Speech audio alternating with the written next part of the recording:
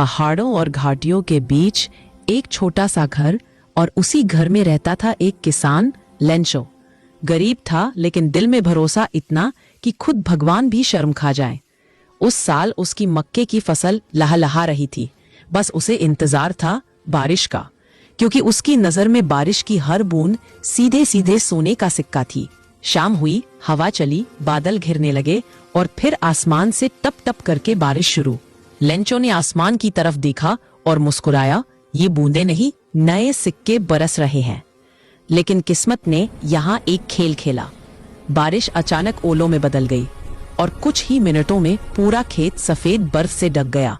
फसल खत्म, उम्मीद खत्म और आने वाले दिनों में भूख तय। पर लेंचो का विश्वास नहीं टूटा। उसका भरोसा इंसानों पर नहीं था, उसका भरोसा था भगवान पर। अगले दिन उसने कलम उठाई और सीधा भगवान को एक चिट्ठी लिख दी। हे भगवान, मेरी फसल बर्बाद हो गई है। मुझे बचने के लिए 100 पैसों चाहिए, कृपया भेज देना। चिट्ठी डालकर वो घर चला गया। पोस्ट ऑफिस में जब लोगों ने लिफाफा पढ़ा तो पहले हंसी आई, लेकिन वहां का पोस्टमास्टर, एक दयालु इंसान, सोच में पड़ गया।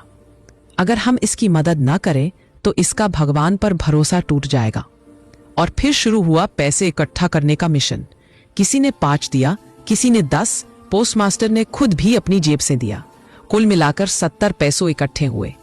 कम थे, पर सच्चाई और दया से जुटाए गए थे। अगले रविवार लेंचो आया, लिफाफा खोला, पैसे गिने और उसका चेहरा सख्त हो गया। भगवान पर शक नहीं, उसके दिमाग में शक तो इंसानों पर था। उसने फिर एक चिट्ठी लिखी सीधे भगवान को, और उसमें लिखा, भगवान, आपने पैसे भेजे, धन्यवाद। लेकिन एक बात, अगली बार पैसे पोस्ट ऑफिस वालों के हाथ मत भेजना। ये लोग चोरों का गिरोह है। और ये था अ लेटर टू गॉड का सबसे बड़ा ट्विस्ट। जिस इंसान ने सबसे ज्यादा मदद की, वही कहानी में चोर कहलाया।